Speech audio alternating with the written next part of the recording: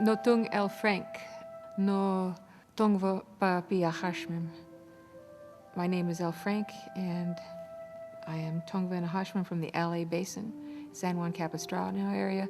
Tongva people, some still go by, and most school books and maps call us Gabrielino, and a Hashmim, some still call us Juaneño.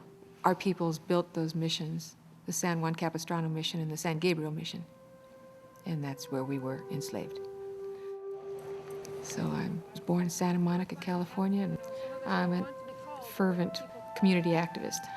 So I'm involved in, well, it's really what I'm nosiest about or what I'd like to see happen. That's what I get involved in. What really irks most natives is that they are ignored, that we are invisible. We do exist right here. Everywhere you go, you might be looking at us. You give us an inch, we'll take that country back. Oh, what? All right. The museum leaves you a little bit more wondering, like some of the words written on exhibits say, well, this is the way the Indians used to live. This is what they used to eat. And I know people still eat that, you know, and I know, and this is, they used to live here. Well, we still do live here. We still exist. And I tell the kids that you're going to come in here and you're going to read these things and you're going to think we're all dead, but how dead do I look? You know? And they say, you don't look dead at all, but you do look funny. Do you always wear those clothes? And I always say, yes, this is not a show.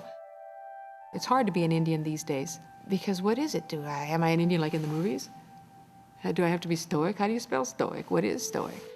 So somebody went for help to the mainland. Past couple of years, I've been in the education department at the California Indian Lifeways. I like to talk to fourth graders and fifth graders especially.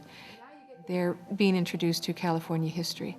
And I tell them that natives, that our house is outside, that this is our world. And we use the indoors only in inclement weather and when bears come, you know, that kind of thing. But at the outside, so everywhere you go, there we are.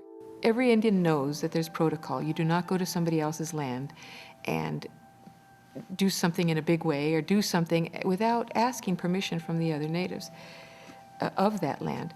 So I tell them a story, the children, about rude or polite.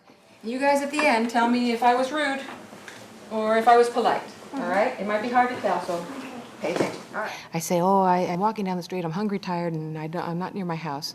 So I walk into Susie's house without knocking, no one's home, great, and I wander through the house and jump on their beds and break their secret stuff, you know, really horrify little third graders. And then there's something of hers that's very, oh, it broke, oh, well, I just leave it there. And I plop myself in front of the TV with peanut butter and crackers and turkey sandwiches and watch TV.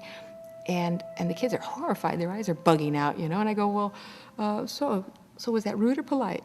And it's rude, of course. What was so rude? Well, you came without asking, you used without asking, and you stayed too long, and you should have this. And so what we do to be polite is we ask permission of the people of that house. When you go to a place, all you have to do is, inside, is just acknowledge and say, thank you for letting me be in your home, or I acknowledge your existence, even. And then there's not so much resentment, because there's nothing we can do. We can't make everyone disappear, and we don't really want to. Just half of them. No, I'm kidding. You don't know what my first name is, do you?